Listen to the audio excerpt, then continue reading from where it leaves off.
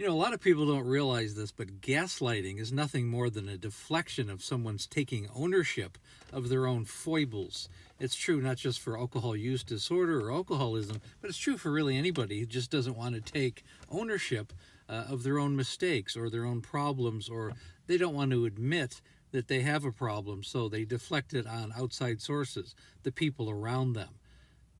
And a perfect example of gaslighting is when you confront a family member or a loved one saying that you have a problem with their drinking. You think it's getting out of hand. They've missed days from work or school.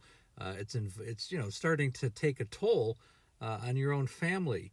And their response is, well, I'm not the one that has the problem. You're the one that has the problem. If you think my drinking is an issue, then don't worry about it. I don't have a problem with it. I'm quite happy in my skin. I have no problem with this. You're the one that has the problem, so maybe you need to change. Not me. You need to change. So if you have a family member who wants to take no ownership, no responsibility for their own actions, and their actions are actually affecting other people, doing things like drinking and driving, and they don't have a problem with it, it may be time to do an intervention. Certainly you need to pair up with other family members and set boundaries and really have a very heavy discussion, a very deep discussion about this issue, and not have somebody just brush you off when they don't want to take any accountability for which in reality is a very serious issue.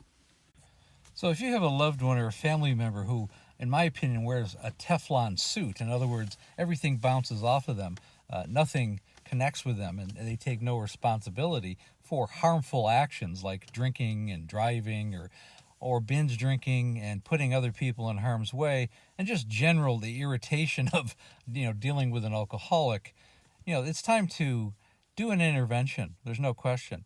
Pair up with family members, or it's time to part ways. If someone is digging their heels in to the point where they have no opportunity for change or growth, then there's only so much you can do as a family member. And maybe, it's a determination that you need to move on as a friend, family member, or loved one.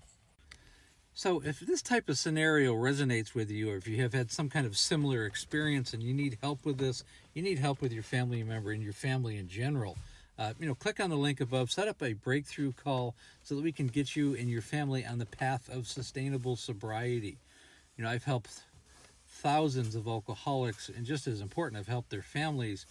So again, links are in the bio. Set up a time, and again, thanks for listening.